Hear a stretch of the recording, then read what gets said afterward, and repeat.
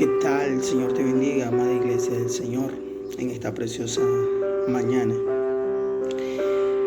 El tema que vamos a compartir en esta preciosa mañana lleva como título Camino al Calvario. Amén. Y es que en los evangelios podemos leer que en los 3 años de ministerio de Jesús, Él, toda su vida ministerial, no paraba de hablar del Padre. Reunidos con sus 12 discípulos, iban de aldea en aldea. Él no descansó, siempre estuvo de un lugar a otro enseñando palabra, enseñando que Él era el camino, enseñando que Él era el Hijo de Dios. Pero en esta última travesía, podemos decir que fue la última vez, el último día en que Jesús pisó esta tierra.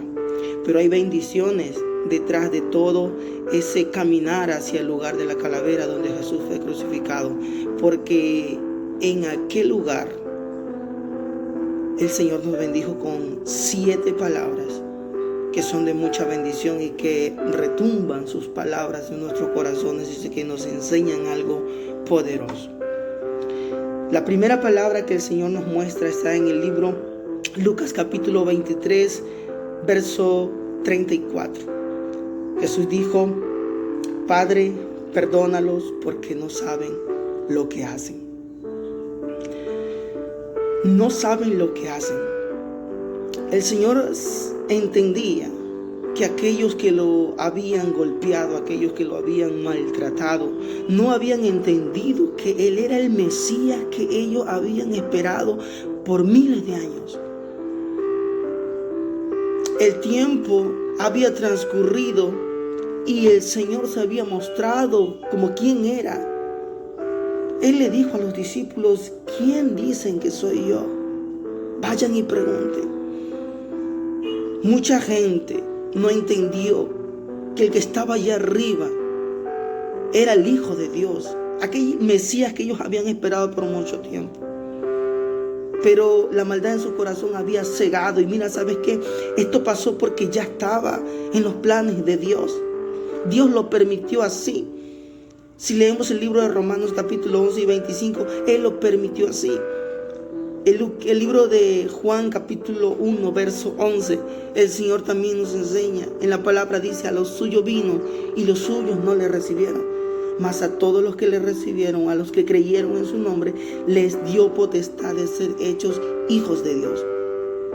La salvación en sí era para los judíos, no era para nosotros, pero el Señor lo permitió así, que el corazón de ellos se endureciera y que negaran aquella venida del Mesías, para que las puertas sean abiertas y ya no solamente sean salvos los judíos, los israelitas, sino que su pueblo, nosotros, toda raza, todo hombre de toda nacionalidad tenga la oportunidad de ser salvo.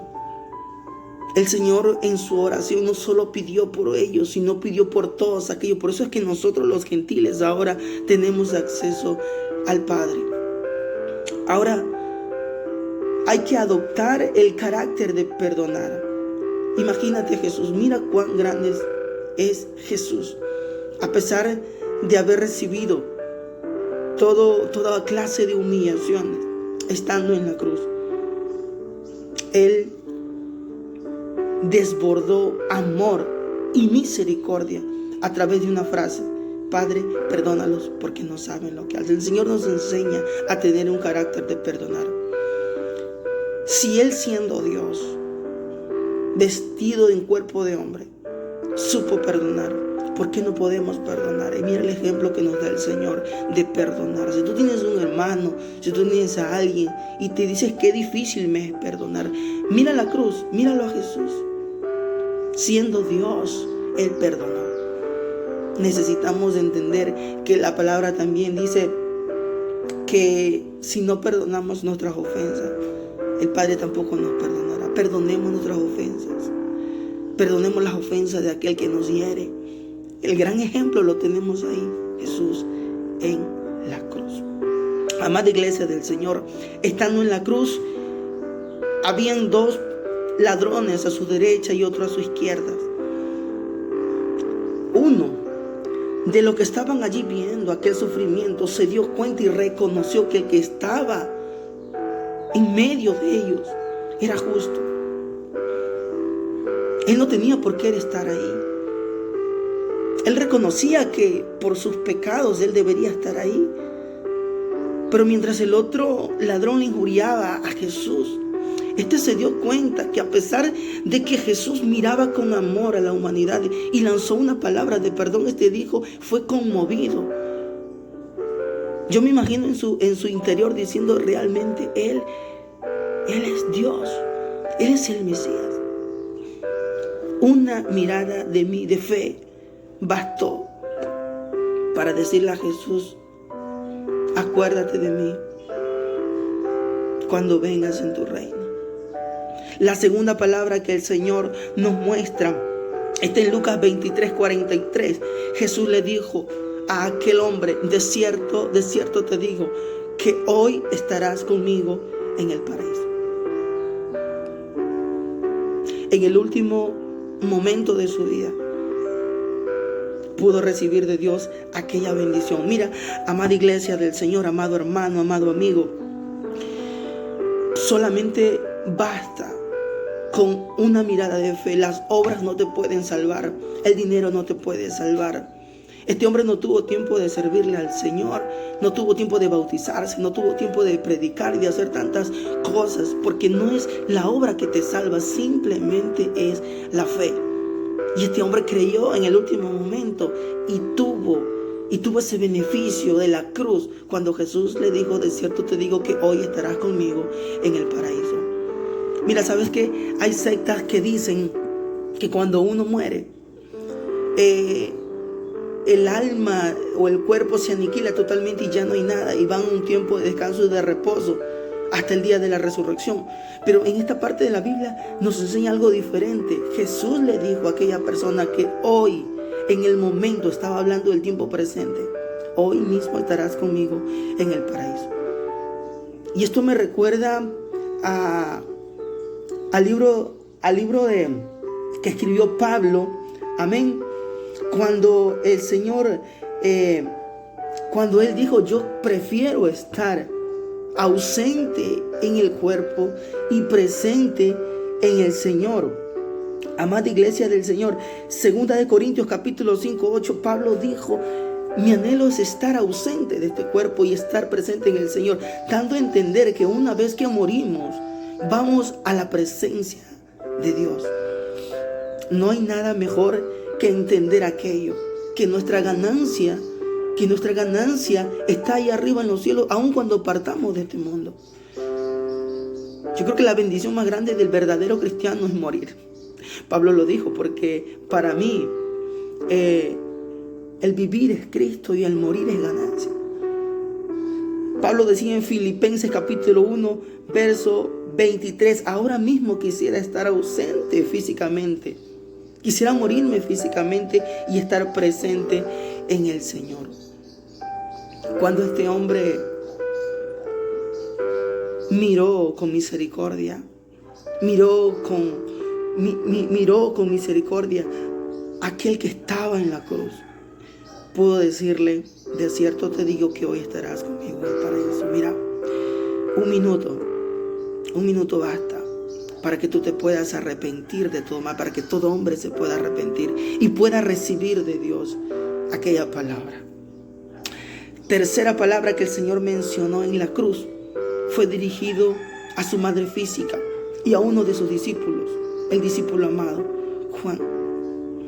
Le dijo, mujer, he ahí tu hijo. Y al discípulo le dijo, he ahí tu madre. Amado creyente, el Señor nos enseñó la honra a los padres. Si bien sabemos, María fue la madre física de Jesús, a la cual en este mundo muchos la respetan, pero lo tienen por encima de aquel que nos redimió. Y nadie quita de que fue una mujer de ejemplo, una mujer de fe. Por algo Dios la escogió. Pero mira, sabes que en el último momento ella estuvo allí a los pies de Jesús viendo cómo mataban a su hijo físico, porque ella dio a luz al Hijo de Dios, porque así lo permitió el Señor, así lo permitió a Dios. Pero lo que nos habla el Señor aquí es una honra a los padres. Mira, no se habla, la Biblia no da evidencias de José ni de sus hermanos. No se los ve en el camino al Calvario, camino al Gólgota, al lugar de la calavera. Pero sí estuvo su mamá, su madre. Y estando en la cruz vio aquel sufrimiento que toda madre tiene cuando algo le sucede a su hijo. Y el Señor, mirándolo, le dijo: mujer, he ahí tu hijo. Hijo, he ahí tu madre. El Señor se preocupó por el sustento físico de la madre física de Jesús, porque ella no podía quedarse solo, porque el Señor había venido a este mundo. No vino con propósitos de quedarse mucho tiempo. Él tuvo la acogida y el calor de una madre, pero al cumplir los 30 años tuvo que cumplir y estar en los negocios del Padre. Pero al irse a los cielos, al terminar su obra, no podía dejar a su madre sola. Él nos enseñó la honra que todo ser humano tiene de estar con su padre, de estar con su madre. Él necesitaba que alguien esté proveyendo para ella. No la podía dejar sola. Hay muchas sectas que dicen y muchas doctrinas que piensan de que el cristiano no debe trabajar y solamente debe enfocarse en la obra de Dios. Pero también no nos enseña eso el Señor. Porque el libro de 1 Timoteo 5:8 dice que el que no provee para su casa ha negado la fe y viene a ser peor que un incrédulo. Todo ser humano, no solamente el pastor y todo cristiano, debe entender que debe proveer para su casa. El Señor estaba enfatizando el deber del hombre con su familia. No debemos descuidar la familia. De eso se trata cuando el Señor le dijo a su discípulo amado. En otras palabras, le dijo: cuida de mi madre física. Cuida de ella. Y a todos nosotros nos está diciendo: honren a sus padres. Guardemos la familia. La familia es la primera iglesia. Si no cuidas de tu iglesia, si no provees en tu casa, si no eres de buen testimonio en tu casa, ¿cómo puedes serlo para una iglesia, para una congregación? Amén. Cuarta palabra que el Señor dijo en la cruz: Elí, Elí, lama sabactani. Eso lo encontramos en el libro de Mateo capítulo 27, verso 46. ¿Qué quiere decir? Dios mío, ¿por qué me has desamparado? La separación de Dios con Jesús está hablando de una separación física. No habla de una separación divina. Recordemos que Dios es un Dios trino: el Padre, el Hijo y el Espíritu Santo. Los tres dan testimonio en los cielos. Los tres son uno solo. Pero cuando el Señor está en la cruz, el pecado nuestro fue sobre Él, pero no de su lado divino, sino de su lado físico, porque el pecado fue crucificado en su carne. Cuando el Señor dice: ¿por qué me has desamparado?, Dios no separa a su Hijo. Dios está separando del estado físico de Jesús, porque fue su cuerpo que fue cubierto por el pecado del mundo. Jesús no llevó el pecado en su divinidad. Jesús llevó su pecado en su cuerpo. Mira lo que dice 2 Corintios 5:21. Dice: al que no conoció pecado, por nosotros lo hizo pecado, para que nosotros fuésemos hechos justicia en Dios, en Él. Lo que entendemos aquí es que el pecado nos separa de Dios. El pecado es aquel que nos separa de Dios. Pero en la cruz no dejó Dios solo a su Hijo. Siempre hubo esa unanimidad en ellos, esa armonía en ellos.